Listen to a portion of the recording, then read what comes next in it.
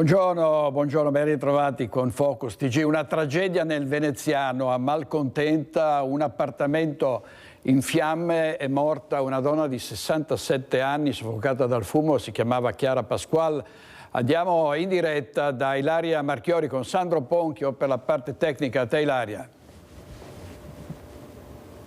Sì, buongiorno direttore, buongiorno ai nostri telespettatori. Ci troviamo proprio qui a Malcontenta, all'angolo tra via Malcanton e via Lago di Bolsena, dove questa notte intorno alle 3 è scoppiato l'incendio nell'appartamento, lì lo vedete, di quella palazzina al piano superiore. Purtroppo non si riesce a vedere tantissimo perché il piano è molto alto, ma come potete vedere grazie alle immagini di Sandro Ponchio la parte in alto è completamente bruciata. All'interno, come anticipavi, c'era Chiara Pasquale, una donna di 67 anni che viveva da sola nell'appartamento quando i vigili del fuoco insieme anche ai sanitari del SUAM sono giunti sul posto, chiamati dai vicini che si erano accorti delle fiamme che stavano divampando. Sono giunti appunto sul posto, hanno trovato la donna che si era chiusa in uno stanzino e si era ricoperta di abiti, probabilmente per proteggersi dalle fiamme ma anche dal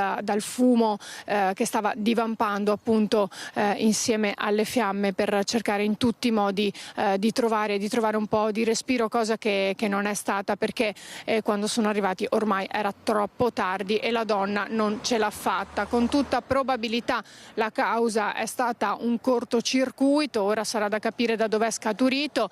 Le fiamme poi hanno interessato anche gli altri appartamenti, infatti le persone che vi vivevano all'interno sono state fatte evacuare immediatamente, ma questa mattina sono potuti rientrare tranquillamente. Ora in paese potete immaginare quanto è il dolore, soprattutto per chi conosceva Chiara, che ripeto appunto viveva da sola all'interno dell'appartamento, non aveva figli e quindi lascia un fratello e la cognata che tra l'altro lavorano poco distante da qui. Qui da Malcontenta è tutto, io restituisco la linea allo studio. Grazie molte Ilaria Marchiori e Sandro Ponchio. La cognata ha raccontato che la sua parente si era rifugiata in uno sgabuzzino. Sentiamo le sue parole in un'intervista del Gazzettino, il giornale diretto da Roberto Pappetti. Vediamo. Sono arrivati là, i vigili del fuoco sono arrivati dopo 20 minuti, mezz'ora, e gli hanno detto che ormai per la persona che c'era dentro non c'era più niente da fare, era mia cognata. E lei ha cercato di difendersi dentro una stanzetta vuota, si vede che ha preso fuoco la sala e si è ricoperta di stracci e è andata a nascondersi dentro uno sgabuzzino. E così, e non ho fatto altro che constatare insomma che era morta e l'hanno portata via. Adesso il locale è sotto sequestro perché stanno facendo tutte le cose che sono da fare, insomma. Scusate, ma sono un po' agitata. Lavorava ancora con voi? Sì, lei era sempre fissa in bottega qua. Infatti i clienti che entrano questa mattina, quando glielo diciamo, tutti dicono guarda cosa è successo. Ti hanno detto, signora, per caso quali possono essere state le cause del... Qui sono un cortocircuito perché aveva diverse spine attaccate a un coso e non si vede che lei era il momento che dormiva di più e non si è accorta perché comunque...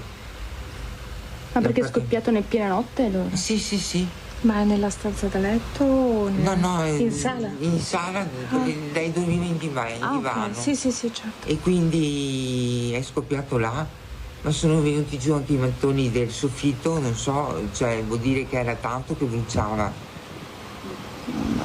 Mi dispiace tanto, condoglianze.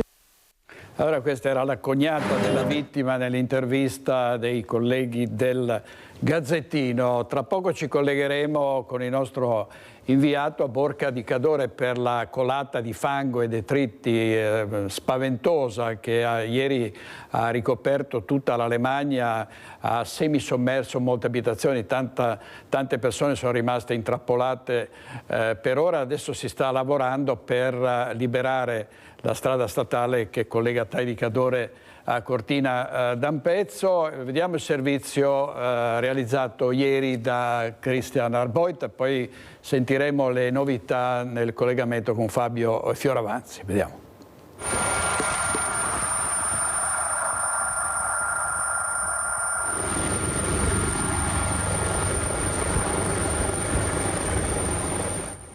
Sono le immagini girate dall'alto dall'elicottero Drago dei Vigili del Fuoco a circoscrivere il fronte dell'emergenza, a raccontare di una strage sfiorata ai piedi dell'Antelao con un fiume di fango, massi e detriti che ha letteralmente sommerso il cuore della frazione di Cancia, uno scenario lunare, quello che si sono trovati davanti i residenti e soccorritori, che ha portato alla chiusura della strada statale 51 di Alemagna, isolando Cortina e paesi limitrofi dal resto della Valle del Boite, una frana storica che si è riaperta poco dopo le 11 di sera a seguito di un nubifragio violentissimo. Erano quasi le 11:30, poche parole, proprio il rumore della frana venire giù. Noi abitiamo qua al piano terra e ci siamo affacciati e purtroppo abbiamo visto tutto questo che vedete e siamo scappati fortunatamente al piano di sopra. La casa non ha danni, per fortuna noi non abbiamo avuto acqua in casa, ha girato solo intorno, però sì, è stato un bel trauma, un bello spavento. Da ieri sera alle 11:30 siamo mai andati a dormire, abbiamo cercato di pulire subito perché come vedete questa cosa è, se si asciuga è intoglibile, è un disastro. È una corsa contro il tempo. Sì, se vuoi tenere le cose un po' decenti, sì, poi piove di nuovo e bisogna tenere il più pulito possibile, che se dovesse venire speriamo di no qualcos'altro giù, siamo più preparati, insomma almeno è tutto pulito. Almeno 3 le colate detritiche che si sono sviluppate a valle, mentre in quota così si presenta la briglia di tecnologia nipponica alta 10 metri progettata dalla provincia per distruggersi nel caso di frana e dissiparne l'energia. Distrutta è distrutta, ma tanti massi sono comunque caduti e andati oltre, rotolando giù inesorabilmente. Diverse le auto rimaste intrappolate nella morsa del fango. C'è chi, come Michele, ha deciso di lasciare la propria abitazione, ingentissimi danni. Il tempo sta peggiorando e ci hanno avvertito comunque che non è sicuro stare con questo tempo e quindi quando incominciava a piovere dovevamo andare via, ecco. E allora torneremo domani sperando che sia meglio il tempo. Avevamo una macchina, un furgone e una macchina non si trova più, il furgone spunta e si vede il tetto, ecco. La memoria collettiva è subito andata a quella maledetta notte del luglio 2009, quando una frana simile, ma forse meno potente, travolse la villetta di Giovanna Belfi, 82 anni, e del figlio Adriano Zanetti, 63, uccidendoli. Da allora numerosi gli interventi, capofila alla provincia. C'è chi dice che non hanno funzionato, chi invece afferma che sono serviti a evitare il peggio, e non manca la polemica. Altro capitolo il sistema d'allarme, che non avrebbe funzionato correttamente. La sirena è stata udita quando il fango era già ovunque. Noi a casa non l'abbiamo proprio sentito, l'abbiamo sentito dopo quando eravamo già fuori di casa. Quindi l'allarme, adesso non lo so se doveva partire prima o cosa, però mi dicono che non ha suonato. Noi non l'abbiamo sentito solo dopo che la frana era già scesa. A Cancia si è sparato senza soluzione di continuità. Tutti si sono tirati sulle maniche. Sul posto il presidente della provincia di Belluno Roberto Padrin e l'assessore regionale Giampaolo Bottaccin, che torna ai giorni difficili del 2009. Fino al 2009 questa frana era di competenza della regione, poi ci fu un evento in luglio del 2009 che provocò 2 vittime, io ero presidente della provincia, il comitato frazionale chiese che se ne occupasse la provincia e quindi la regione affidò alla provincia la competenza su questa frana. Da allora la frana è stata gestita dalla provincia e quindi io sono qui come assessore della protezione civile per dare il supporto di protezione civile al sindaco. Ovviamente sulla frana, sugli interventi che sono stati realizzati non sono in grado di dare nessun tipo di giudizio o opinione. Nel primo pomeriggio ancora pioggia e nuovo allarme. Questo angolo di Cadore resta senza pace. Andiamo anche a montare contemporaneamente il mio vasco dove eravamo.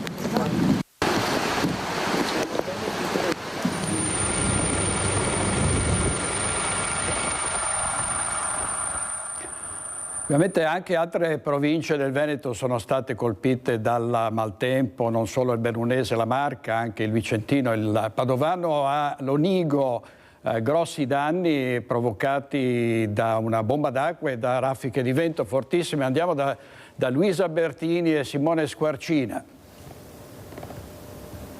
Sì, buongiorno direttore, buongiorno ai nostri telespettatori. In questo momento siamo a Lonigo, al parco Ippodromo, alle nostre spalle. Intanto saluto il sindaco per essere con noi, il sindaco Giacomello. Alle nostre spalle vedete quello che ieri è stato l'esito di queste raffiche di vento fortissime, alberi caduti, non soltanto qui, sono caduti anche sopra delle automobili. Per fortuna non c'è stato nessun danno a persone, quindi nessun ferito. La via che vediamo qui alle nostre spalle ieri era via Roma, completamente invasa dall'acqua. Infatti anche sui social si rincorrono i vari video di chi abitava in zona. Il tutto è successo nell'arco di una mezz'oretta, una bomba d'acqua. Ecco, sindaco, ci racconti un po' cosa è successo, quali sono stati i danni e dove? Sì, in poco più di 20 minuti una bomba d'acqua di circa 50 mm d'acqua, quindi molto molto importante. Purtroppo assieme ad un fenomeno ventoso molto molto intenso, molto forte, che ha causato dei danni. L'unica consolazione è che non ci sono stati danni alle persone, nessun danno alle persone, questa è una cosa molto buona. Le zone intaccate via Roma, poi lei mi diceva anche il comando della polizia locale. Sì, abbiamo avuto dei fenomeni di allagamento legati alla bomba d'acqua qui in via Roma. Sappiamo che via Roma è una via critica della nostra città perché ha un sistema fognario ancora degli anni 70 che non è assolutamente adeguato, su cui tra l'altro abbiamo già deciso di intervenire, abbiamo coinvolto Acque del Chiampo, però ogni volta che c'è una bomba d'acqua qui si presenta il problema. Abbiamo avuto poi problemi di allagamento proprio nella caserma della polizia urbana, negli scantinati, e altri fenomeni di allagamento in altre vie che sono sui colli, in particolare via Corrubio, che è un'altra via critica. Oltre al problema dell'allagamento abbiamo avuto per fortuna pochi problemi di grandine, perché li abbiamo avuto soprattutto nella zona di via Trassegno. Poi per il resto è stata una grandine mista d'acqua, quindi non invasiva. E poi abbiamo avuto purtroppo questo problema di caduta di alcune piante. Questo è un frassino antico, è il più antico che c'era qui nel parco Ippodromo. Era un frassino che era stato attenzionato già da uno studio dell'anno scorso, perché l'anno scorso abbiamo fatto un'analisi della valutazione di tutto lo stato delle piante del parco Ippodromo, e qui abbiamo proposto una operazione di potatura molto molto invasiva alla sovrintendenza, perché il parco Ippodromo è un parco monumentale. Siamo ancora in attesa dell'autorizzazione. Nel frattempo la natura ha fatto quello che sarebbe successo in modo ineludibile. E voi adesso state facendo comunque sopralluoghi un po' in tutta la città, perché comunque il vento è stato molto forte? Assolutamente sì. Ad esempio abbiamo visto sempre qui nel parco Ippodromo che la situazione è peggiorata in un punto che per me è altrettanto critico, perché è proprio attorno al parco dei bambini, il parco gioco dei bambini, su cui ho già dato disposizione di intervenire. Non mi interessa a questo punto, cioè interveniamo, tagliamo là dove c'è da tagliare. E poi abbiamo avuto un altro problema di un altro albero che è stato sradicato in piazza 25 aprile, su cui oggi pomeriggio lavoreranno e sistemeranno le cose. Devo dire, e questo lo dico volentieri, che ho avuto un supporto da parte di tutte le forze locali molto molto importante e immediato. Abbiamo avuto 3 gruppi, 3 squadre della protezione civile che sono immediatamente intervenute, 2 squadre della polizia locale, l'ufficio ambiente, gli operai del comune e l'ufficio lavori pubblici, e quindi diciamo la reazione è stata molto molto veloce, molto immediata, insomma. Ecco, ultima cosa, il parco adesso resta chiuso perché è transennato, per quanto rimarrà chiuso verosimilmente? No, il parco verrà riaperto già oggi oggi pomeriggio entro sera, nel senso che adesso verrà completata la potatura del secondo albero che vedete, che verrà potato in modo drastico, ma poi verrà riaperto perché a questo punto è in totale sicurezza. Ecco, io ringrazio il sindaco per essere stato con noi, per il momento da Lonigo è tutto. Grazie molte a Luisa Bertina, Simone Squarcina da Lonigo, ovviamente al sindaco. Adesso andiamo a Borca di Cadore, dove c'è stata una frana davvero paurosa che ha investito nuovamente una grossa parte del paese, le zone soprastanti, con una colata di fango e detriti che ha bloccato anche l'Alemannia. Andiamo in diretta dal nostro inviato Fabio Fioravanzi. A te, Fabio. Cancia il giorno dopo il disastro, si stanno già liberando le strade, intanto ci si preoccupa ovviamente anche delle case, dei volontari al lavoro per portare via quello che si riesce già a togliere, lo si fa con piccoli mezzi per liberare quello che si è avvicinato, è entrato nelle case. Questo materiale arriva da un garage che era completamente pieno. Ne parliamo con Massimo Zanella, che è il responsabile della protezione civile di Belluno, che è qua con una squadra di una decina di persone. Sì, esatto, siamo qui da questa mattina alle 7 con 10 volontari, motocarriole, pale e furgoni. È giusto ricordare poi anche, se ci dà una mano, le altre componenti che sono qui quest'oggi. Sì, certo, ci sono l'Ana Belluno, Ana Feltre, Voltago, Antelao, Montebelluna, per circa una cinquantina di volontari. Ed è bello ricordare, voi appunto come abbiamo detto siete protezione civile, ma che proprio quegli alpini che in diretta abbiamo raccontato Fare Festa al Conegliano sono passati dalla festa alle vanghe per aiutare, come fanno sempre gli alpini, come fa sempre protezione civile, le persone in difficoltà. Qual è la difficoltà principale che dovete affrontare? La difficoltà principale sono spazi angusti, dobbiamo spostare tutto a mano perché non riusciamo a entrare dentro con le macchine, pertanto è un po' abbastanza difficoltoso. È un problema, è una necessità, una carenza più di mezzi o di persone? No, diciamo che servirebbero mezzi piccoli, tipo mini escavatori molto piccoli, in modo da poter entrare, come si vede, dentro negli spazi molto stretti. Abbiamo appena liberato un garage, ma abbiamo dovuto farlo quasi a mano perché non si riusciva a entrare. Quanti sono i casi come questo di garage, di piccoli spazi da liberare in maniera difficile e difficoltosa? Allora, questo è uno, mi hanno detto che ce n'è un altro più a monte di cui dobbiamo ancora andare a vedere, andiamo a vedere nel pomeriggio. Quanto prevedete dovrete rimanere qua? È indefinito, non abbiamo idea, non abbiamo idea, sicuramente almeno un paio di giorni come minimo. Le persone rimangono le stesse, vi alternate, vi turnate? No, vedremo di turnarci. Vedremo di fare la turnazione un giorno a testa. In questi casi è difficile o facile trovare chi si mette a disposizione degli altri? Ma per la protezione civile di Belluno non tanto difficile. Abbiamo parecchi volontari che si sono già resi disponibili anche per domani, vediamo un po' come prosegue anche quel lavoro. Quando siete arrivati avete trovato una situazione come si aspettava, peggiore, più semplice? La situazione l'ho trovata abbastanza difficoltosa perché soprattutto il materiale è ancora tanto bagnato. Da un certo punto di vista va anche bene perché così si riesce a movimentare, però ce n'è tanto. Quello che si facciamo vedere con Stefano, lì abbiamo visto dove stanno appunto spalando, vangando, vediamo un materiale bagnato.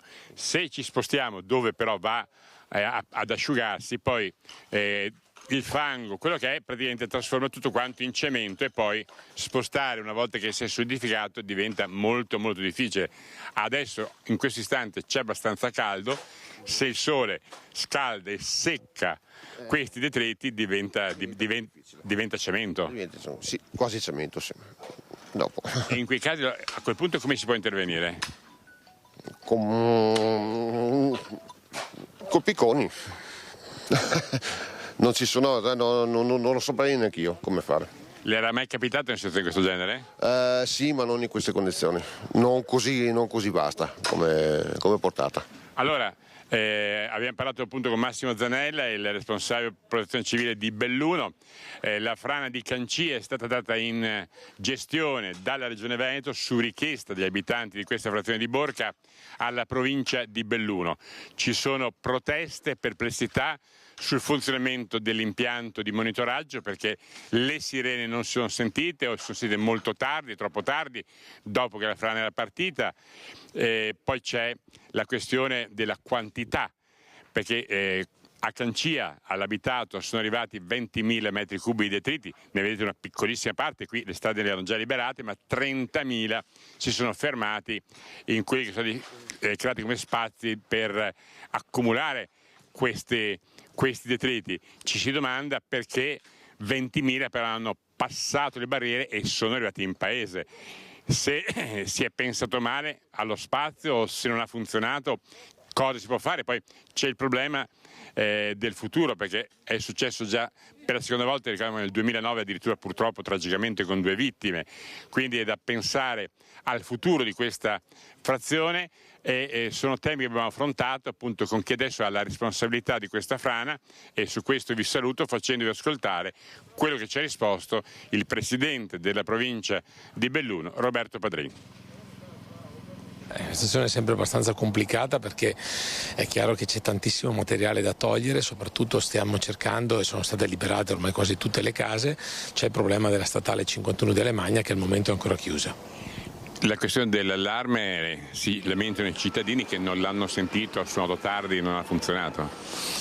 Sì, ho sentito anche questo, ma insomma questo penso che sia alla fine un dettaglio, e forse c'è una versione che dice che forse è andata meglio così, perché se magari fosse scattato e la gente si fosse mossa magari per strada avrebbe potuto rischiare di più. È un tema che dovremmo cercare di approfondire e valutare anche nelle modalità e nelle tempistiche. 50.000 metri cubi, 30.000 fermati, 20.000 sono passati, è un risultato buono, accettabile e deludente? No, accettabile, siamo sicuramente mitigato qualcosa che poteva diventare una tragedia, un disastro veramente epocale, perché insomma dall'esperienza di molte persone che l'hanno rivissuta questa è stata sicuramente la colata più forte che sia venuta giù verso Cancia, quindi da questo punto di vista io sono convinto che questa sia stata un'opera importante, imponente. Adesso dovremo cercare di liberare le vasche, ma anche lì ci vorrà del tempo, in modo che se può capitare nuovamente abbiamo comunque una situazione abbastanza sotto controllo. Poi è chiaro che l'eccezionalità è difficile da gestire. Pensando alle Olimpiadi, fa pensare il potenziale ripetersi di questi avvenimenti? Ma no, durante il periodo invernale penso che questo è un problema che non sussista. Mi pare che insomma adesso noi ci confronteremo anche con degli esperti per capire nel dettaglio come stanno le cose, però io penso che l'inverno sia un problema che non sia presente. Ultima cosa, gli studiosi stanno dicendo, qualcuno ha detto, Cancia dovrebbe essere evacuata in maniera definitiva. Ma questo è un grande tema, ne ho parlato ieri con tanti abitanti, è chiaro che lì ci sono affetti, ci sono sacrifici di tanti anni. Se c'è rischio però per la vita. Esatto, quella è la priorità assoluta, e quindi anche questa è una valutazione da fare con attenzione, parlando ovviamente con chi di dovere e trovando poi anche delle soluzioni alternative. È chiaro che in questo momento affrontare questo tema con i residenti diventa molto difficile dal punto di vista emotivo, e quindi è un tema che però dovremmo cercare di affrontare sicuramente. La gente vuole restare là? Sì, è chiaro, quando uno è legato al proprio paese, al proprio borgo, alla propria casa, magari costruita in tanti anni, ci sta, però è chiaro che la priorità è la vita, e se non abbiamo certezze di garantire la sicurezza assoluta è chiaro che una valutazione dovrà essere fatta.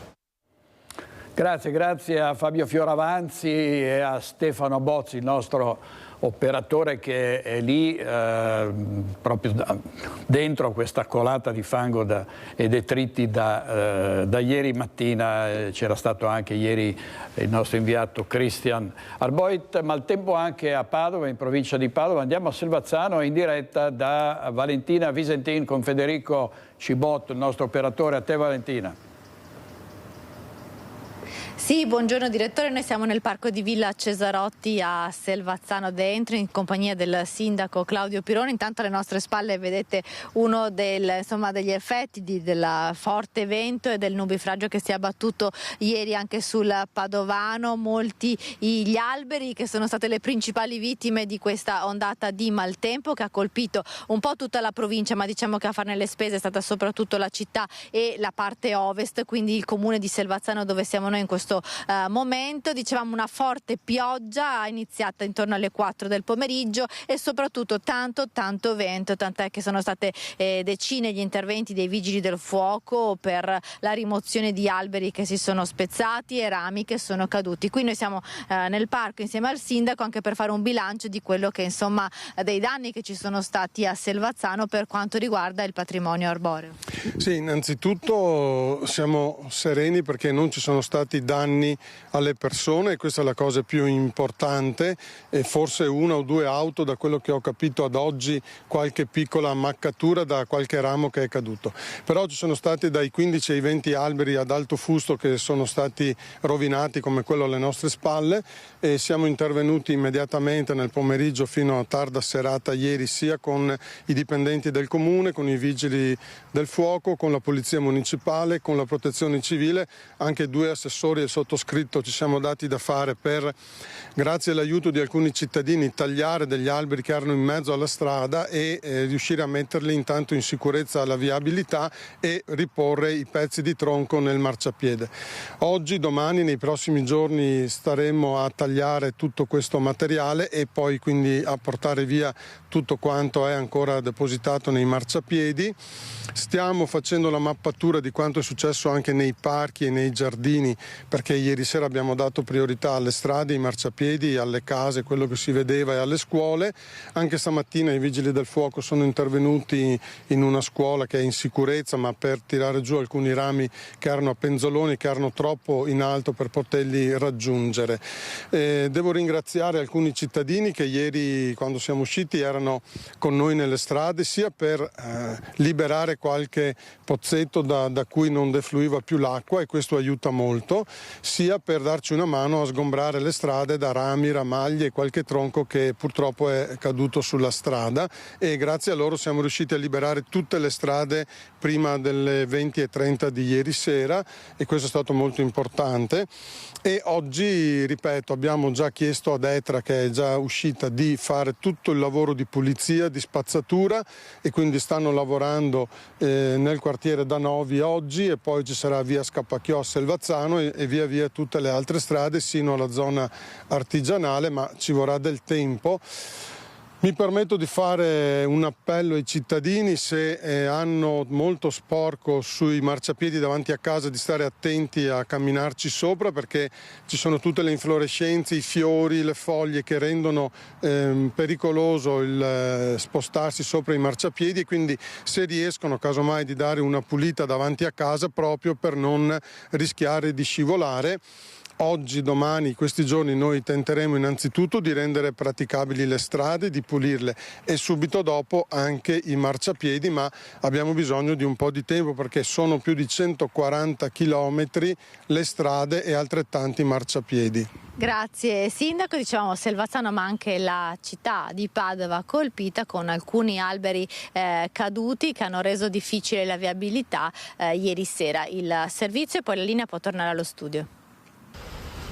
Una bomba d'acqua prevista, forte, intensa e con il vento che ha sferzato l'intera provincia. Il violento temporale di ieri era atteso nel Padovano. La pioggia poi è proseguita fino a notte fonda. Decine gli alberi e rami caduti che hanno provocato disagi alla circolazione delle auto. La situazione più critica tra Padova e Selvazzano, una 60ina in totale gli interventi dei vigili del fuoco per mettere in sicurezza gli arbusti divelti dalla forza del vento. Un albero ha chiuso per qualche ora via Alberto Magno a Padova. Problemi anche in Corso Australia e Montà per grossi rami che si sono spezzati e sono caduti sulla carreggiata. A Selvazzano alberi caduti. Nel comune c'è stato anche un blackout. Allagata via dei Colli in zona Brusegana a Padova, da sempre la zona più critica, che viene messa in sicurezza dall'apertura del bacino di laminazione adiacente alla tangenziale.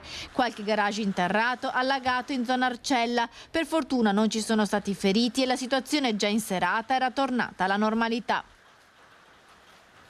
Grazie a Valentina Visentin. Ricordate l'ondata di maltempo che aveva colpito Valdagno, era crollato anche un ponte, erano morti padre e figlio che si trovavano in auto e c'è una commissione della Protezione Civile Nazionale che sta svolgendo il sopralluogo nei comuni che erano stati più colpiti. La Commissione della Protezione Civile Nazionale è inviata dal Governo in sopralluogo nei comuni della Vallata del Lagno. Sfiora i 40 milioni di euro la stima iniziale dei danni per il maltempo del 17 aprile scorso. Incalcolabile poi il valore della perdita di 2 vite umane a Valdagno nella voragine del Ponte dei Nori. I primi cittadini sono andati fino a Roma dal Ministro della Protezione Civile Nello Musumeci per chiedere lo stato di emergenza regionale, indispensabile per ottenere risarcimenti e ristori. Oggi i tecnici hanno visionato i luoghi maggiormente colpiti ad Arzignano, Cornedo e Valdagno. Siamo qui ad elencare tutta la situazione appunto dell'intero territorio, quindi faremo prima appunto un incontro qui presso gli uffici con un'illustrazione dettagliata e poi faremo i sopralluoghi in diversi siti. Sono 39 milioni e 200 mila euro per quanto riguarda la stima dei danni appunto comune a tutti. Poi abbiamo 4 milioni e 400 mila euro di private attività commerciali e 9 milioni e 800 mila euro di altri enti, provincia, genio civile, servizi forestali. Le attività per la cernita ufficiale dei danni proseguiranno domani a Trissino e Progliano. Questa mattina i tecnici della Commissione hanno iniziato da Recoaro Terme, comune che come gli altri ha impiegato ed esaurito tutti i fondi di somma urgenza disponibili. Per il nostro comune diciamo sono cose proprio a spanne perché poi si scoprono dopo i danni, ma siamo solo di 4 milioni e 300 mila euro di interventi necessari e prioritari. Poi ci sono altri interventi che lì sarà competenza della Fuori Forestali, del Genio Civile, che anche oggi abbiamo fatto vedere le vallette in che condizioni sono e noi non possiamo intervenire sia perché l'aspetto economico, la parte economica non l'abbiamo, ma anche perché non è competenza nostra. E vorrei dire che i danni che abbiamo subito quest'anno sono stati causati in particolar modo dalle vallette non curate. Oggi abbiamo appunto questi sopralluoghi e poi siamo in attesa di avere appunto questo riscontro, quindi la nostra speranza è appunto del riconoscimento dello stato di emergenza. Questo. Speriamo il prima possibile, è fondamentale intervenire quanto prima e dare la risposta a tutti i cittadini che stanno aspettando una risposta positiva. A Treviso il quartiere di San Liberale è ancora sotto shock per la morte della piccola Agata Moro di appena 10 anni, stroncata da un malore mentre era nella vasca da bagno. Domani si svolgeranno i funerali alle 15:30. La tragedia è avvenuta l'8 giugno scorso. L'autopsia ha accertato la morte per cause naturali ed escluso eventuali responsabilità di terze persone. Il dramma sotto gli occhi dei genitori, nulla da fare per la piccola, nonostante le prolungate manovre di rianimazione effettuate dai medici e la corsa disperata al Cafoncello di Treviso, dove ne è stato dichiarato il decesso. Adesso andiamo a Bassano del Grappa perché sta avvenendo un po' quello che succede in altre città con le zone rosse. Si sospetta che dalla zona rossa i delinquenti si spostino ad altre aree. Sentiamo Mirko Cavallin. A te Mirko. Buongiorno direttore, buongiorno con Renzo Di Rigon dal Parco Baccino, uno dei 3 parchi del quartiere Marchesane, quartiere di residenza tra l'altro dell'assessore Andrea Viero. Qui siamo nel verde, ma appunto il direttore diceva ma le zone rosse, potrebbe essere necessaria una zona rossa a Bassano? Ma speriamo che non si arrivi a tanto, è chiaro insomma, che anche noi abbiamo qualche situazione critica da monitorare, però speriamo insomma non si arrivi a questo. Partiamo da quanto ci ha segnalato un nostro telespettatore, ovvero in uno dei parchi di Marchesane, non sappiamo se sia questo, è stata segnalata domenica pomeriggio, tardo pomeriggio, la presenza di una persona ubriaca con i bambini presenti a giocare. Le risulta intanto una situazione del genere? Allora diciamo che appunto da residente qualche caso anomalo ne sono a conoscenza anch'io, sono ovviamente persone che sono anche note alle forze dell'ordine, insomma quello che cerchiamo di fare è proprio in collaborazione con i residenti, quando insomma ci sono situazioni particolari, di segnalarlo subito, che così la polizia locale oppure le forze dell'ordine in generale possono intervenire. Nel caso specifico dunque, trattandosi di una persona nota, dovrebbe essere abbastanza facile intervenire? Sì, diciamo che c'è qualche presenza assidua nei nostri parchi, questo ci ha portato anche a qualche scelta drastica, ad esempio rimozione delle panchine nei prossimi mesi andremo anche a togliere, per esempio in questo parco specifico, tutta la siepe di perimetrazione per riuscire ad avere una visibilità maggiore. Insomma, sono interventi a volte estremi ma che vengono concordati col quartiere proprio per avere maggior sicurezza. Ecco, allora Renzo, se vuoi far vedere, siamo circondati tutto il lato del parco da una siepe che è piuttosto folta e piuttosto alta, dalla quale però noi non vediamo la strada e quindi dalla strada non si vede l'interno, quindi questo può essere ricettacolo di malintenzionati. Sì, avete colto perfettamente, insomma questa è la tematica, il verde piace a tutti, il quartiere poi è uno di quelli che ha sottoscritto con noi la convenzione per la cura, quindi mantiene sempre in ordine puliti i nostri parchi, però è chiaro che poi ci sono situazioni come queste che stiamo vedendo di una siepe molto folta che non permette insomma la permeabilità visiva e insomma dovremo intervenire in maniera diciamo un po' più drastica. Opere compensative, magari una siepe più bassa, una recinzione? Allora sicuramente staccionate di perimetrazione dove è possibile, ovviamente la siepe verrà mantenuta, ma in questo caso specifico insomma soprattutto lungo la strada principale verrà completamente tolta. Ecco, in generale per chiudere questa prima parte di estate a Bassano, insomma l'estate dei parchi, del degrado, dei Maranza, che succede? Allora diciamo che dal punto di vista della qualità del verde a me piace ricordare che insomma tanti quartieri ci danno una mano, ci sono tanti volontari che si prendono cura del verde. È anche vero che ci sono questi fenomeni insomma di questi ragazzi che girano per i nostri parchi che non hanno rispetto poi della cosa pubblica, quindi quello che possiamo noi è cercare di far rete assieme ai cittadini, segnalare le situazioni anomali alla polizia locale, cercare di intervenire proprio su questi ragazzi che a volte proprio non hanno rispetto di quella che è la cosa di tutti. È il cosiddetto patto civico che il suo collega assessore Campagnolo ha già annunciato. Allora, per il momento da Bassano è tutto, ovviamente seguiremo l'evoluzione della situazione. A te direttore. Grazie a Mirko Cavallini e a Federico Cibotto per la parte tecnica. In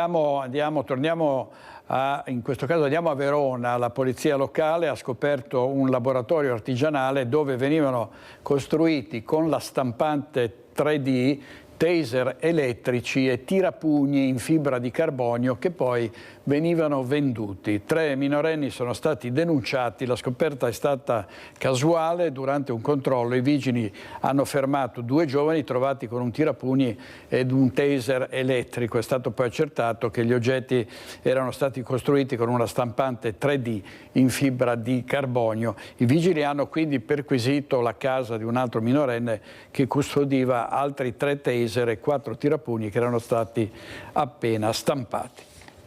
La cronaca giudiziaria, scusate, il processo a carica di Diletta Miatello, l'ex vigilessa di San Martino di Lupari, che nel dicembre del 22 uccise i suoi genitori. La pena è stata ridotta in appello perché i giudici hanno accolto alcune attenuanti.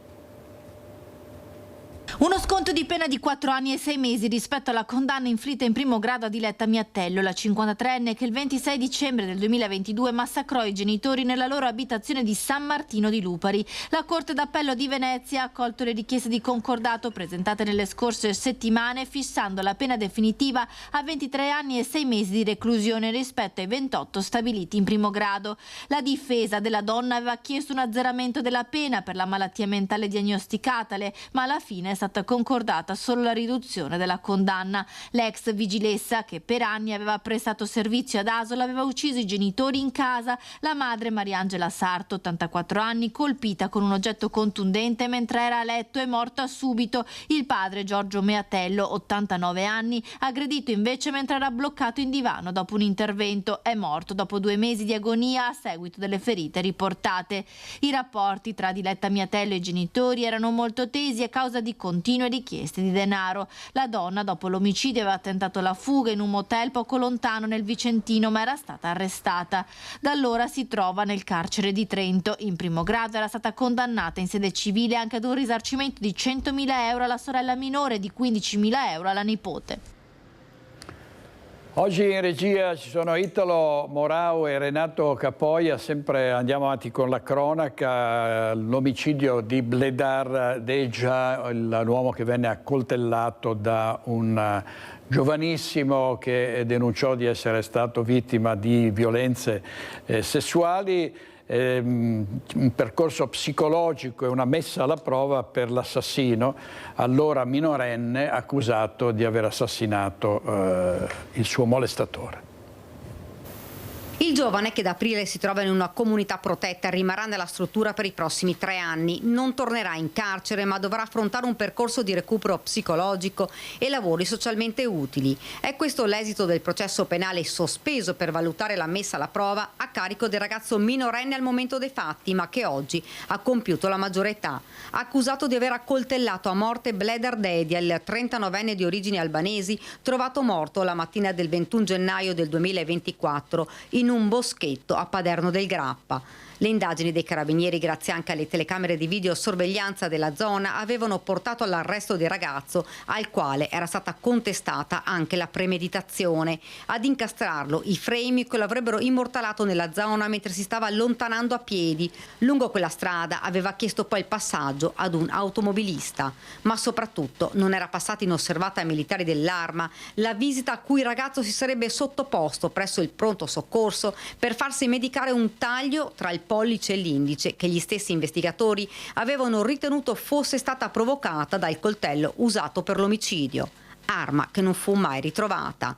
Dunque per lui è stata concessa la messa alla prova. La prima verifica sul programma avverrà il 16 ottobre. Secondo il perito psichiatrico del giudice, l'allora 17enne reo confesso, la capacità di intendere al momento dei fatti era integra, mentre quella di volere grandemente scemata. Durante l'udienza presenti in aula l'imputato e i suoi genitori, oltre ovviamente al difensore l'avvocato Elisa Berton.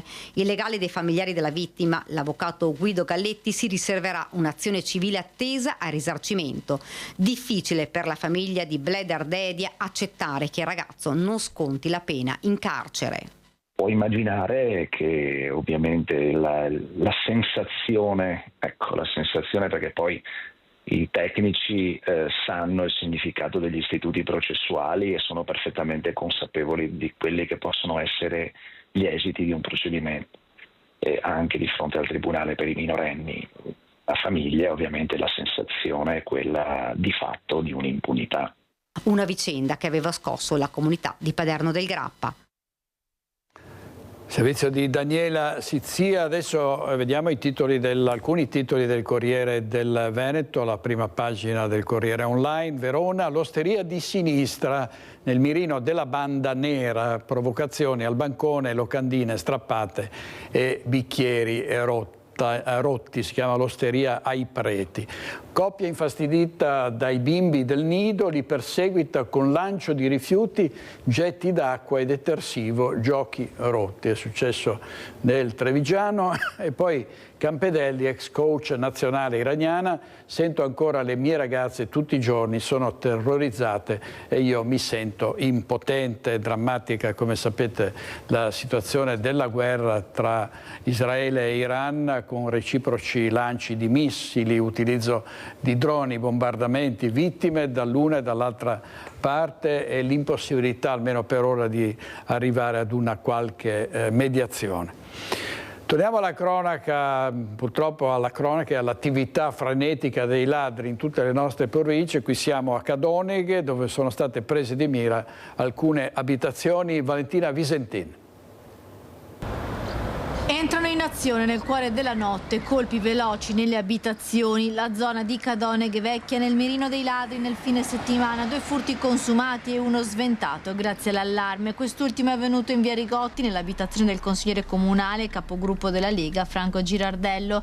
È stato proprio il consigliere comunale a sentire un rumore e poi la sirena dell'allarme. Quando si è affacciato al balcone ha visto un'auto fuggire. Il sindaco Marco Schiesaro è in contatto con le vittime delle razzie. La zona è monitorata dalle telecamere, ma è sintomatico che c'è evidentemente una banda che si sta muovendo, peraltro con il favore della notte. È il terzo che mi ha scritto in questi 2 giorni, tutti più o meno allo stesso orario, 23, 20 e quest'ultimo di stamattina notte fonda. Sembra che ad agire sia un'unica banda. L'altro colpo riuscito poco lontano in via Guerzoni. Qualche residente della zona, il pomeriggio prima dei furti ha visto un uomo aggirarsi nei campi. Si sentivano dei fischi come se si facessero delle comunicazioni. Questi sono tutti dati, informazioni per noi molto molto importanti.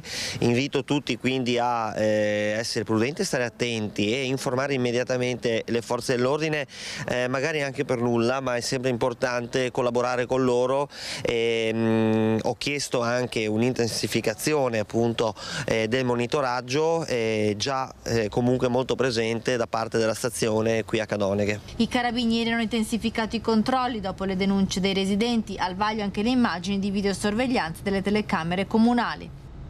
Intervista al sindaco di Cadoneghe Marco Schiesaro. Adesso andiamo a Venezia, in laguna succede di tutto e di più anche in Canal Grande, nei ridi veneziani.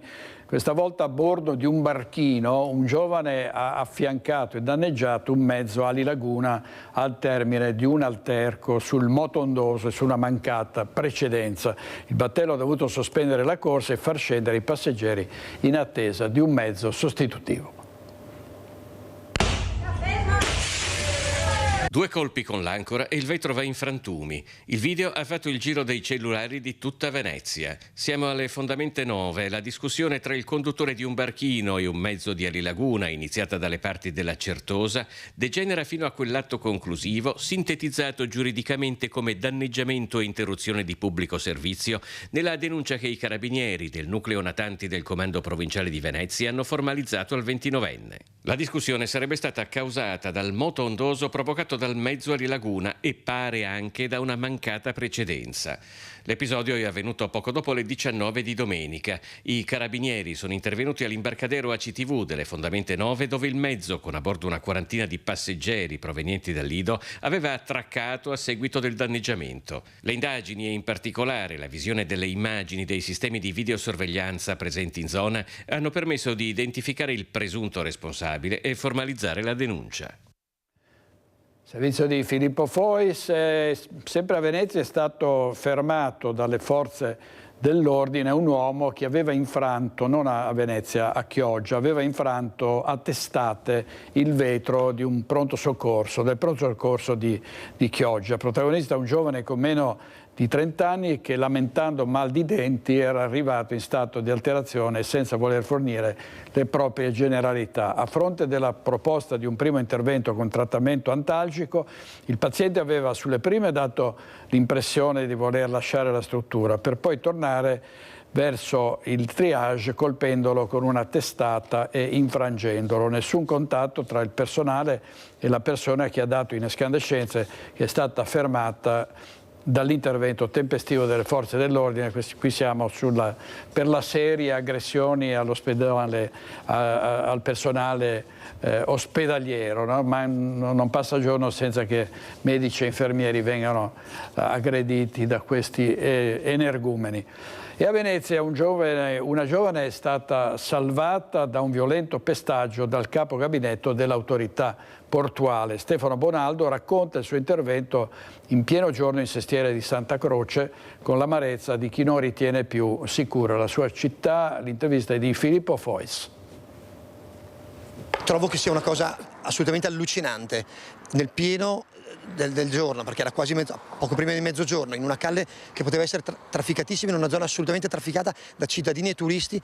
Vedere una cosa di questo tipo mi dà la sensazione che la sicurezza in città non sia assolutamente garantita. Stefano Bonaldo ha salvato una ragazza da un pestaggio in strada in pieno giorno nel cuore di Venezia. Ha avuto il coraggio di intervenire dopo aver visto la violenza manifestarsi improvvisamente davanti ai suoi occhi nella tranquillità di una domenica mattina come tante.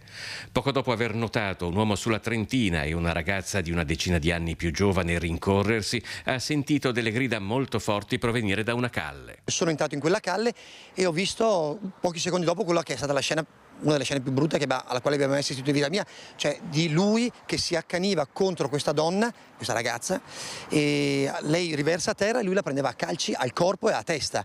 Sono stati attimi concitati in cui la priorità era fermare l'aggressione. Quest'uomo che era completamente fuori controllo, completamente fuori di sé nell'atteggiamento. Mi ha dato l'impressione che fosse sotto l'effetto di alcol o di stupefacenti. Beh, sicuramente non era in condizioni normali. Ha cercato di colpirmi varie volte, una volta ci è riuscito, mi ha tirato uno schiaffo che mi ha fatto cadere a terra gli occhiali. Era italiano?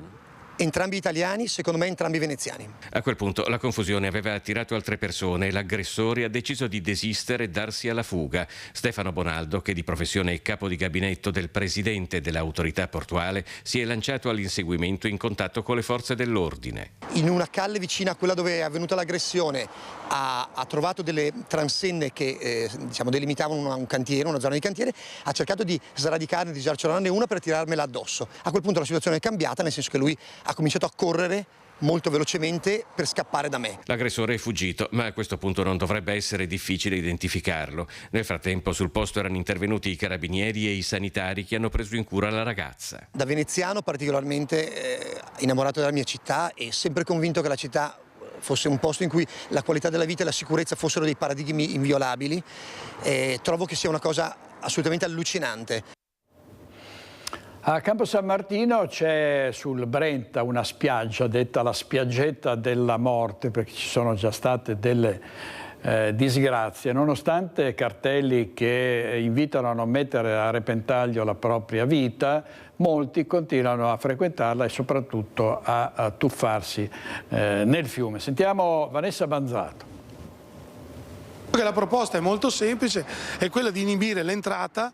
Di inibire l'entrata non è di difficile realizzazione, di inibire l'entrata per far venire meno questo problema che è diventato gravissimo negli ultimi 2 anni. Così il consigliere regionale Luciano Sandonà, che propone la chiusura di quella che è stata denominata la spiaggetta della morte, teatro di tragici episodi di cronaca. Siamo a Campo San Martino, dove sulle rive del Brenta, soprattutto d'estate, si riuniscono tantissime persone per trascorrere qualche ora di refrigerio, purtroppo non tenendo conto della pericolosità delle acque insidiose del fiume che solo l'anno scorso hanno inghiottito 2 giovani. Nonostante il divieto di balneazione, la gente continua a tuffarsi, non rendendosi conto del rischio che corre. Molte persone di quelli che vanno non sanno dei pericoli del Brenta, solo per la maggior parte, per non dire per la quasi totalità degli stranieri, che non conoscono la storia del Brenta e le insidie e i pericoli di quel tratto del Brenta in quel punto esatto. Sandonà ben conosce questi posti, essendo cresciuto proprio in quell'area, tanto che domenica pomeriggio ha invitato le persone che erano entrate in Brenta a uscire, preoccupato per la loro incolumità. Li ho allontanati personalmente all'acqua, però poi ho chiamato anche la forza pubblica per farli uscire. Sono contro il sistema sanzionatorio vero e proprio delle persone che entrano in acqua, però bisogna che questi si rendano conto del pericolo che corrono. C'era anche una decina di persone in acqua? Sì, fra cui delle persone a metà spiaggetta che erano addirittura che avevano formato una catena umana e entravano fin dentro il Brenta, fino a metà Brenta, una cosa inverosimile e pericolosissima. Ribadisce quindi un'azione forte che il Comune e il Genio Civile devono intraprendere assieme, al di là di cartelli e divieti troppo spesso non rispettati.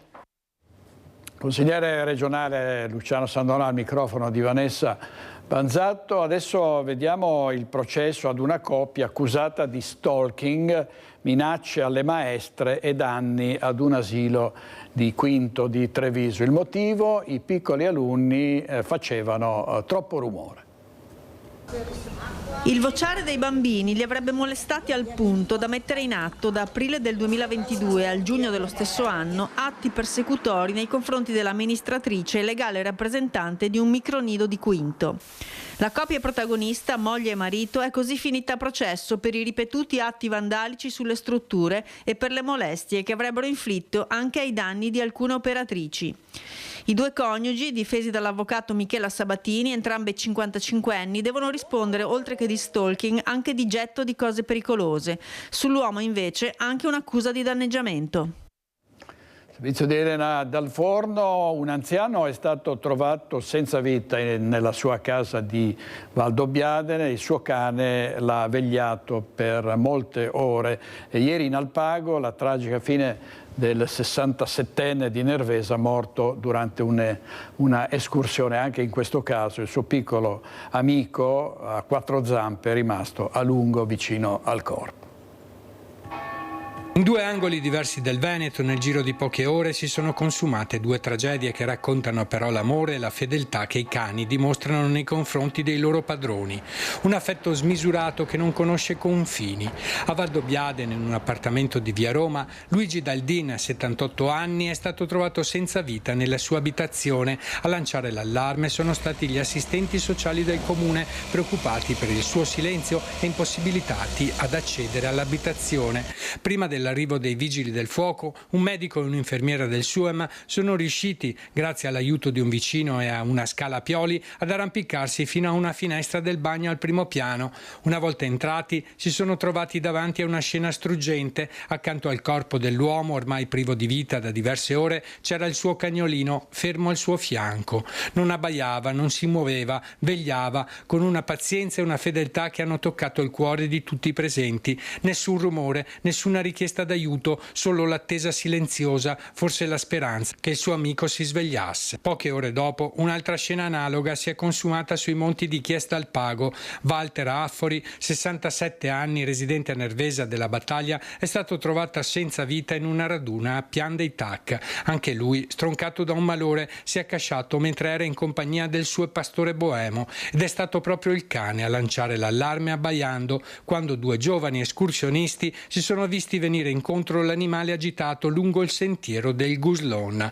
Hanno intuito che qualcosa non andava. Il cane si è fermato, si è voltato e ha iniziato a camminare. Li ha condotti fin dove giaceva il corpo del suo padrone, vegliato da ore. Walter è stato per alcuni anni dipendente comunale a Spresiano. Intanto esprimo le mie condoglianze alla famiglia. Walter era assolutamente una persona conosciuta a Spresiano. Si aprono anche tanti pensieri dal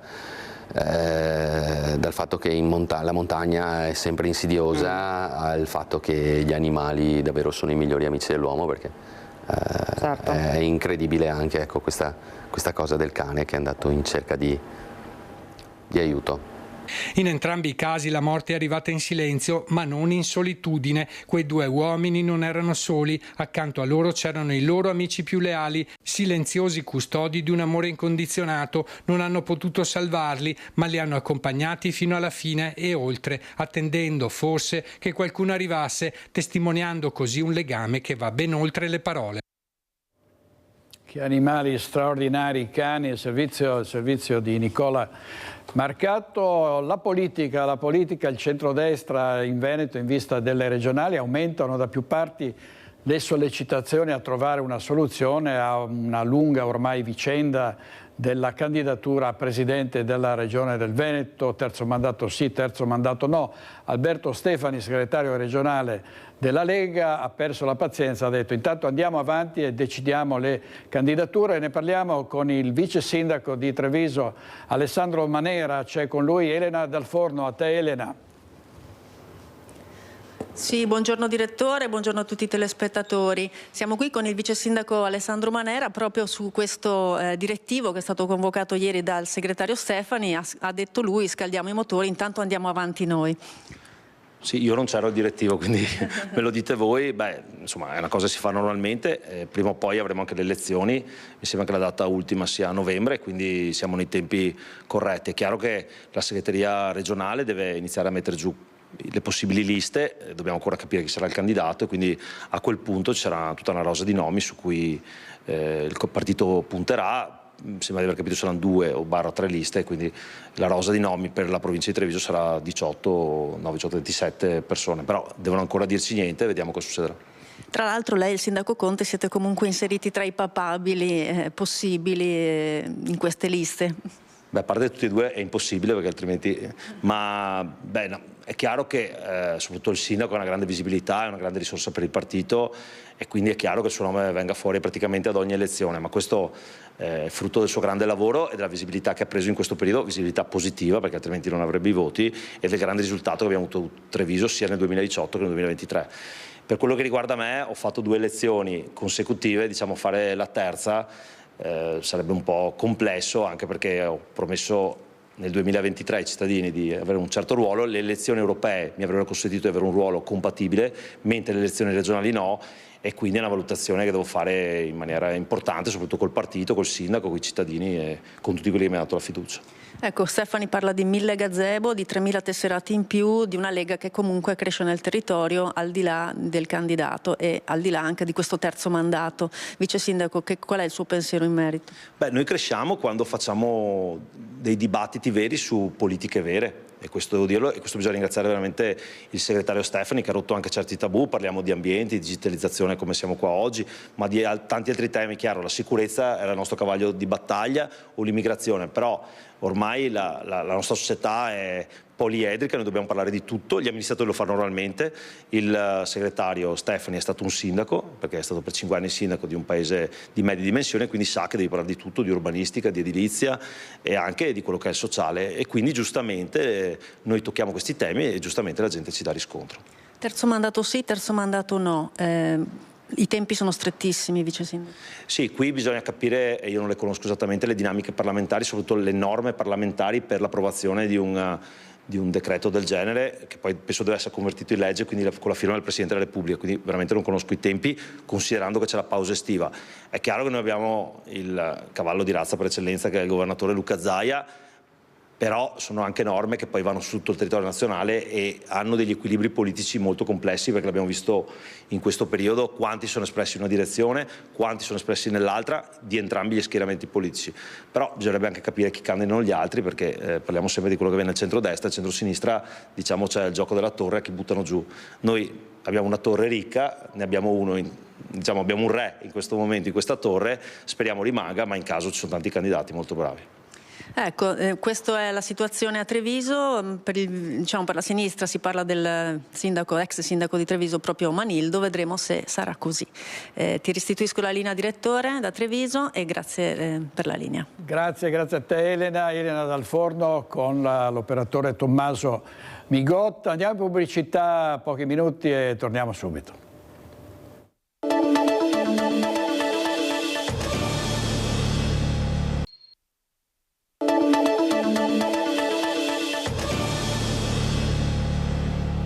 Riprendiamo con la sconcertante vicenda di Chantal, una bambina di 10 anni, di 13 anni, che fu rapita 13 anni fa, appena nata, dalla mamma che la portò in Ungheria e l'ha tenuta sempre segregata. Il papà Andrea Tonello è pronto a tornare a farle visita, ma sa benissimo, come dicono psicologi e medici, che sarà difficilissimo ristabilire un rapporto con questa bambina che non ha mai visto suo padre. Andrea Tonello è pronto a partire nuovamente per l'Ungheria dopo il viaggio in macchina di 15 ore fatto in fretta e furia per rivedere sua figlia Chantal, rapita dalla mamma 13 anni fa. Il papà Podevano tornerà presto a Mesotour per cominciare un nuovo percorso, per ricostruire da capo un rapporto con la bambina che oggi ha quasi 14 anni. Per tutto questo tempo Chantal ha vissuto come una latitante, reclusa in casa senza mai uscire, sconosciuta allo Stato ungherese dove non risulta nemmeno registrata l'anagrafe. Il papà ha il dubbio che non sia mai stata visitata da un medico. La madre l'ha nascosta al mondo. Pur con grande dolore e fatica, Andrea Tonello ha lasciato Chantal in Ungheria dalla nonna. La bambina è ancora molto spaventata e intimorita e non voleva forzare un rientro in Italia. Un gesto d'amore estremo di questo papà che ha lasciato la libertà di scelta a Chantal, una libertà che lei non ha mai avuto. Devo capire che grado di istruzione ha, devo iscriverla a scuola lì, perché è lì che dovrà andare avanti, nella speranza che accetti di venire qui in mezza giornata, 2 giorni con la sorella, o che intanto andrò su io a farle conoscere la sorella, la mia nuova compagna. Andrea ha mostrato una foto della sorellina Chantal e questo potrebbe aprire uno spiraglio di speranza di un possibile ritorno in Italia della 14enne che non è mai nemmeno andata a scuola. Il padre le ha fatto dei regali e sta cercando di farle capire che in questi anni non l'ha mai abbandonata come la mamma le ha fatto credere, ma anzi non l'ha mai smesso di cercarla. Io pensavo che i miei regali, li buttasse via. Invece mi ha risposto: è troppa roba, non posso accettarla. E faccio: tu prendila, leggi un po' alla volta, la usi un po' alla volta, chiedi alla nonna se ti porta in un negozio, ti prendi quello che vuoi tu, una maglietta rossa, un pantalone giallo, fai quello che vuoi tu. Per una volta nella vita sei tu il soggetto. Una vicenda incredibile.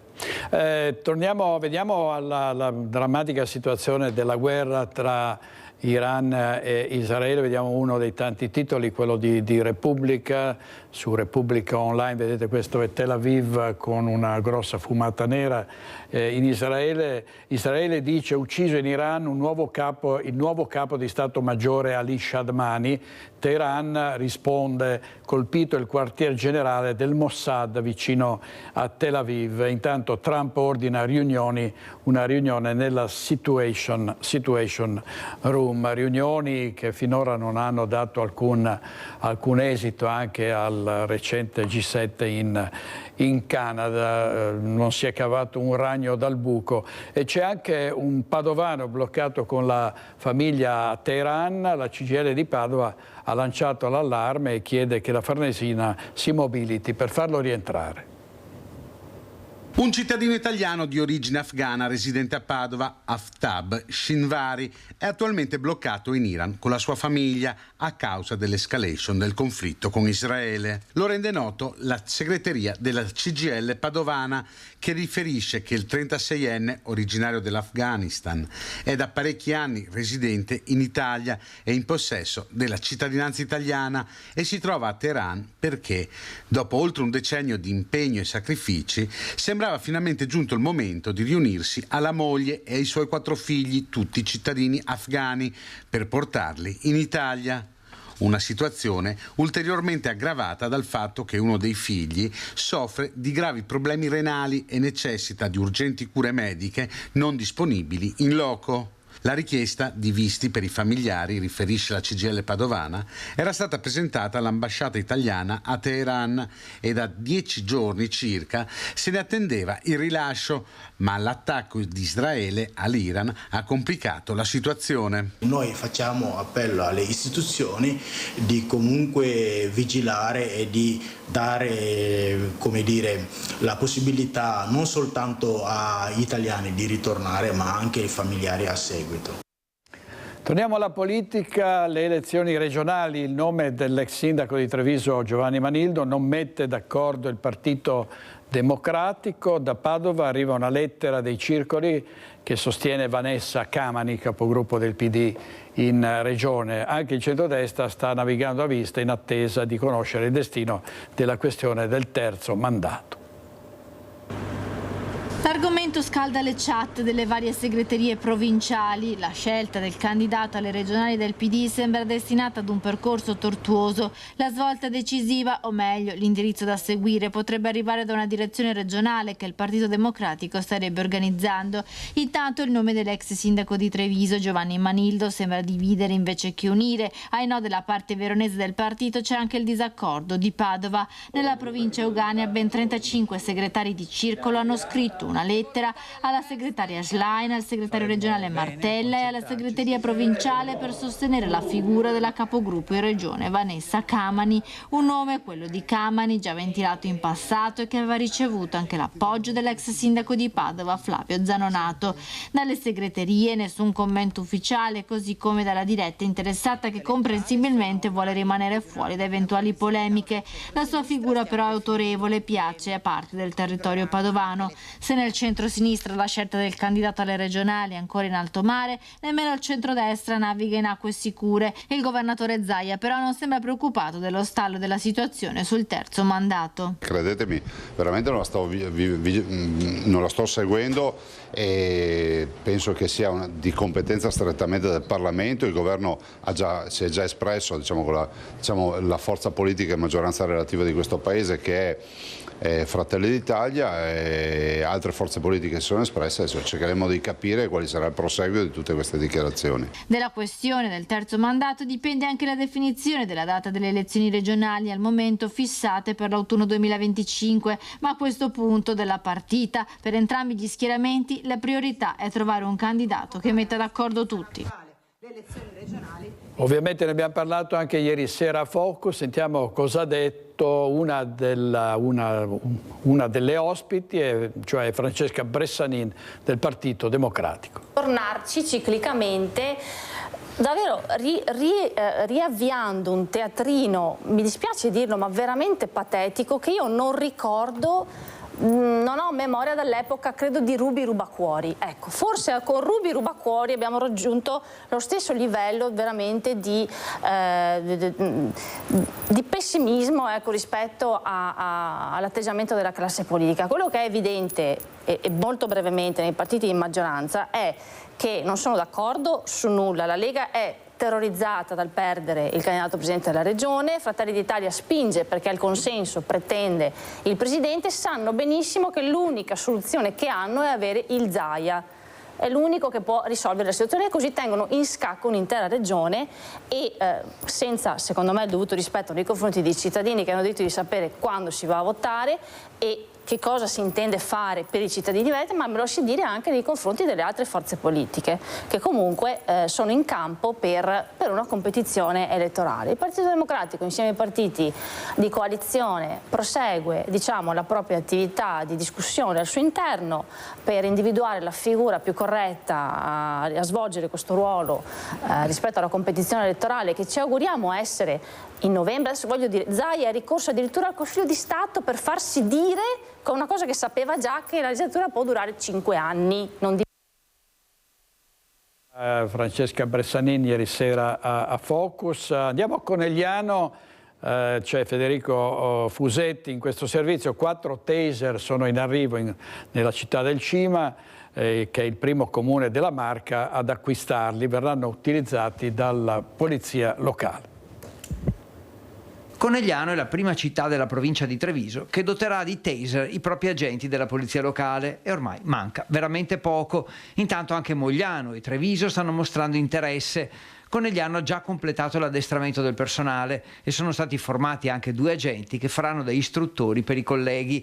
I 4 taser acquistati erano rimasti bloccati alla dogana di Roma per un intoppo burocratico. Era scaduto il nulla osta, rinnovato proprio in queste ore. È partito, e per cui mi hanno confermato che nel giro di pochi giorni arriveranno e saranno subito operativi, proprio perché il personale è già formato, quindi si inizia il periodo di sperimentazione così come vuole la norma. Un periodo di 6 mesi durante il quale verranno valutati tutti gli aspetti pratici. Un agente porta il taser, in pattuglia si va almeno in 2 e l'altro serve da supporto. Comunque entrambi devono essere formati per poter gestire la persona, per poter cercare di posizionare la persona in modo corretto affinché poi nell'eventuale caduta non dovesse avere problemi a sbattere contro qualche oggetto. Intanto si fa il bilancio della Dunata degli Alpini che ha portato a Conegliano più di 100.000 persone in 3 giorni. La polizia locale ha impiegato 30 agenti, tutti disponibili a turni senza limiti di orario. Qui proprio in comando polizia locale avevamo aperto il COC, il centro operativo comunale, e con una centrale operativa avanzata interforze, quindi si era tutti qui. Un indotto importante per la città, con la scelta commerciale dell'amministrazione di non avere soggetti esterni, ma bensì di aumentare i plateatici dei bar e dei locali della città affinché si potesse permettere a chi gestisce qui in città il commercio di avere una marcia in più, specialmente in questo periodo dove la crisi si fa sentire. In campo un punto medico avanzato con 8 posti letto, 2 piste d'atterraggio per il soccorso, 8 ambulanze, decine di squadre di soccorso a piedi. Il bilancio è comunque positivo, nessuna violenza, solo qualche malore per il caldo risolto in pochi minuti. Servizio di Federico Fusetti. Sono stati straordinari gli ascolti delle reti Media Nord-Est. Pensate, oltre 900.000 telespettatori davanti alla televisione domenica nella giornata della Triveneta per seguire il racconto delle nostre emittenti per quanto riguarda questo straordinario evento. Oltre 760.000 spettatori nella giornata di sabato per le nostre reti a certificare un successo straordinario per le Penne Nere e per Media Nord-Est, da sempre le TV ufficiali degli alpini. Gli alpini tornano dove è il loro cuore e il gruppo Media Nord-Est è ancora una volta con le Penne Nere per raccontare le emozioni, i volti, le storie, la musica del mondo alpino. Il raduno del terzo raggruppamento conegliano ha portato tutto questo nelle case di oltre 1.600.000 telespettatori nei 2 giorni della durata del centenario della sezione coneglianese. Il grafico dei dati certificati Auditel conferma che un enorme numero di persone ha seguito il racconto delle celebrazioni dalla tarda mattinata di sabato fino alla grande festa di piazza, con i cori nelle chiese e l'inno nazionale cantato da migliaia di voci in un'unica voce nella scalinata che porta proprio il nome delle Penne Nere. Una giornata, quella di sabato, che supera negli ascolti certificati Auditel le 760.000 persone raggiunte dalle emittenti del gruppo Media Nord-Est.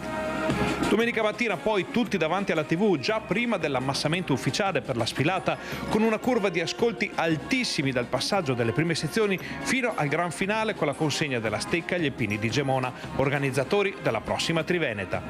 Nella giornata di domenica sono oltre 900.000 le persone raggiunte nei dati certificati Auditel, con un grafico che mostra punte altissime durante lo sfilamento e il passaggio degli aerei storici sul serpentone di Penne Nere. Immagini mai viste prima grazie alla telecamera in esclusiva installata proprio su uno dei velivoli della Prima Guerra Mondiale.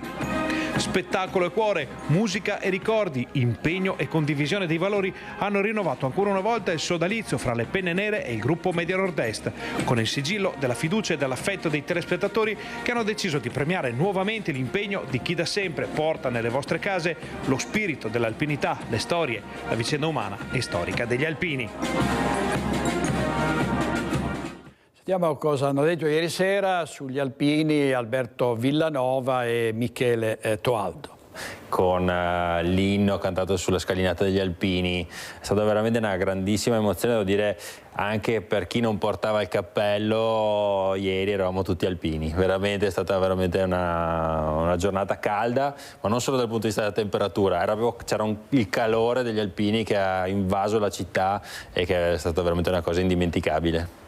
Toaldo, molti riparlano, si parla di nuovo del servizio obbligatorio di leva, di tornare alla naia. Gli alpini, tra l'altro qualcuno diceva, c'è una sede in una stazione, non ricordo più in quale città del Veneto, sede degli alpini, dove la situazione è tranquilla perché basta vederli circolare, che sono un deterrente, sono un baluardo anche della legalità oltre che dell'altruismo.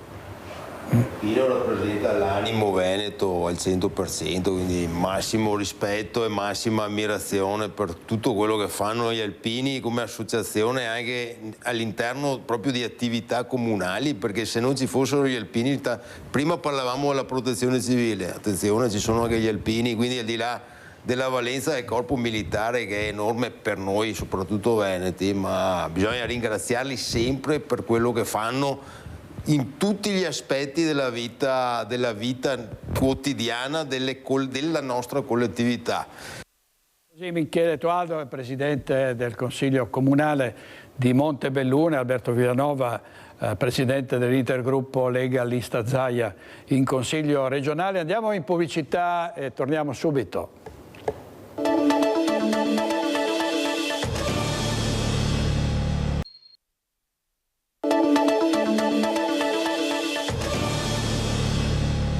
Andiamo a Bassano del Grappa, dove si alzano i toni del dibattito sul futuro della scuola Pascoli. Le vacanze scolastiche sono appena iniziate, ma il clima è tutt'altro che disteso, specialmente per quanto riguarda le vicende della scuola primaria Pascoli. Breve riassunto: il 30 gennaio crolla una parte d'intonaco dal soffitto di un'aula, tragedia sfiorata, scatta la chiusura in via Sabbionara e il trasferimento nei locali del Tribunale per concessione del Ministero della Giustizia. Il 6 giugno suona l'ultima campanella e si comincia a pensare a soluzioni alternative. Si ipotizzano le canossiane, soluzione che sarebbe poco gradita ai genitori, oppure un'ala dell'Istituto Scalabrini. Il fermento cresce, spuntano due striscioni: la Pascoli non molla e la vera giustizia è una scuola degna, che il sindaco Nicola Finco così aveva commentato ai nostri microfoni. Si tratta di striscioni anonimi, di forme di protesta che io non tollero, in quanto siamo un paese civile. Se qualcuno ha qualcosa da dire al sottoscritto piuttosto che agli assessori, sa benissimo dove trovarci. Immediata dopo il nostro servizio arriva la replica della mamma di un alunno della Pascoli tramite una lettera indirizzata direttamente al primo cittadino. Signor Sindaco, personalmente ritengo il suo commento agli striscioni e il tono utilizzato oltraggiosi. Trovo vergognosa la dura condanna verso dei semplici striscioni che non contengono alcuna offesa o insulto né riferimenti diretti alla sua persona o alla sua amministrazione. Questa mamma, che non sarebbe l'unica a condividere lo stesso pensiero, sottolinea con sarcasmo che almeno si sia saputo quando il comune si pronuncerà sulla nuova sede, ovvero questa settimana, come ha confermato lo stesso sindaco.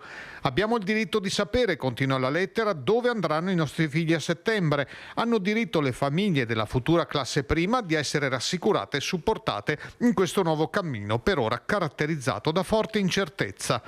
Su quanto accaduto il 30 gennaio farà luce un'inchiesta della Procura. Sul futuro dell'attività didattica della Pascoli, che applica il metodo montessoriano, si attende ora una risposta chiara e si spera definitiva dell'amministrazione comunale.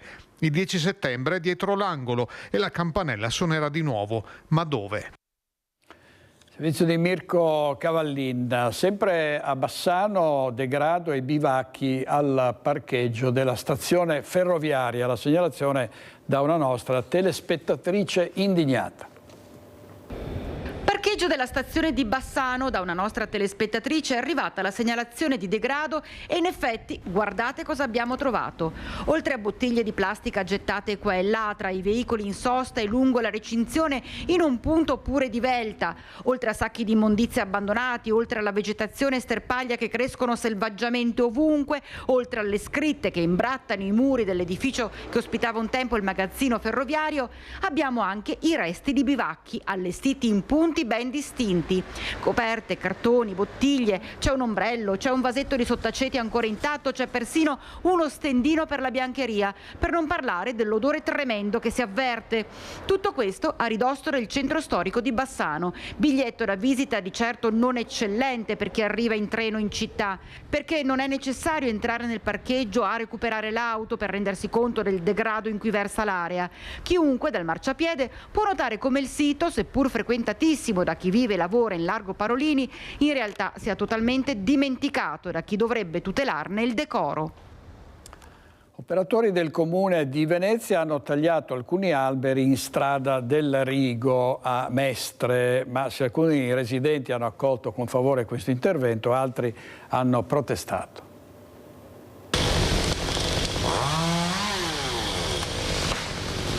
Nuovo taglio di alberi a Mestre, questa volta lungo strada del Rigo, nei pressi della scuola elementare Toti.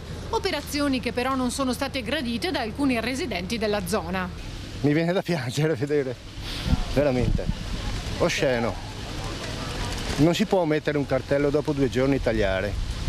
La gente va informata. Mi sembra abbastanza improbabile che siano arrivati così all'improvviso gli annunci e subito ad abbattere l'albero, solo perché qualche giorno prima è caduto un albero a Piazzale Roma, dall'altra parte della città. O sapevano già da prima che c'era questo tipo di problema, oppure lo stanno usando come scusa solo adesso. Non abbiamo neanche avuto il tempo di avere un accesso agli atti, di capire la motivazione e soprattutto di vedere se ci fossero delle strategie alternative per evitare che questi alberi vengano tagliati.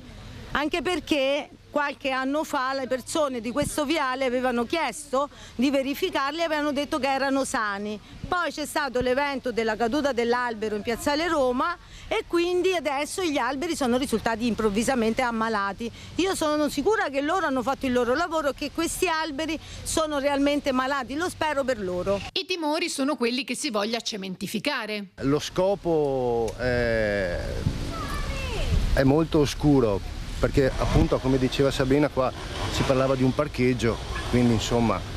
Ma non tutti i residenti della zona la pensano allo stesso modo. Ho accolto favorevolmente in quanto è una zona frequentata dalle scuole, dai bambini, dalle famiglie che ogni mattina, ogni pomeriggio vengono a prendere i ragazzini e sicuramente era un po' di anni che andava manutentato il verde e adesso è arrivata questa occasione appunto che sono stati decretati questi alberi con delle problematiche dopo una perizia e dunque sono giunti a tagliarli. Secondo me sia una cosa positiva, anche perché, ripeto, verranno sostituiti con degli alberi più consoni all'ambiente scolastico. Come hanno già fatto anche qualche anno fa, che hanno sostituito con dei tigli che fanno meno sporche e sono più accessibili. C'è gente che si è spaccata le gambe per le foglie in autunno, c'è gente che sta a casa per il polline. Allora è giusto che ci sia queste cose. Lei mi risponde alle macchine. Le macchine sono utili, questa è una cosa che è utile in mezzo ai boschi, non qua, perché qua crea dei disagi.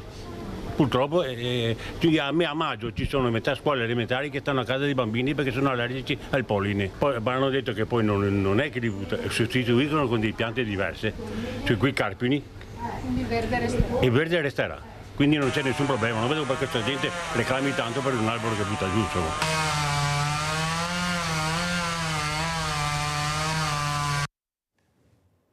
Dopo i pinguini tattici nucleari, Villorba si dice pronta ad ospitare altri grandi eventi. Sentiamo. Dopo i pinguini tattici nucleari, Villorba è pronta ad ospitare altri eventi. Dalla viabilità alla ricettività, il bilancio è certamente positivo. La giornata pinguini è andata molto bene da quanto riguarda il piano parcheggi, da quanto riguarda la viabilità, e devo ringraziare soprattutto la questura, i carabinieri, Guardia di Finanza, perché hanno fatto veramente un lavoro egregio, e la protezione civile e il comune di Treviso, perché questo è stato condiviso anche col comune di Treviso. C'è comunque chi si è lamentato della MOM e delle navette, ma anche della pulizia da parte di Contarina. Il sindaco però rimanda al mittente le accuse e si dice pronto a continuare. MOM ha fatto un ottimo servizio, le navette hanno girato fino all'1:30 perché io ero qui con la questura, quindi è andato tutto bene. Insomma, un voto 9 perché si può sempre migliorare. Devo ringraziare la Contarina perché già il sabato e la domenica mattina ho fatto un giro personalmente, erano a lavoro per ripulire tutta l'area. Infatti chi è transitato in Viale Feris e Viale Repubblica non ha trovato una bottiglietta o una latina. E intanto riparte anche estate a Villorba, la kermesse organizzata dal comune per permettere anche a chi non andrà in vacanza di godere delle bellezze degli artisti del territorio.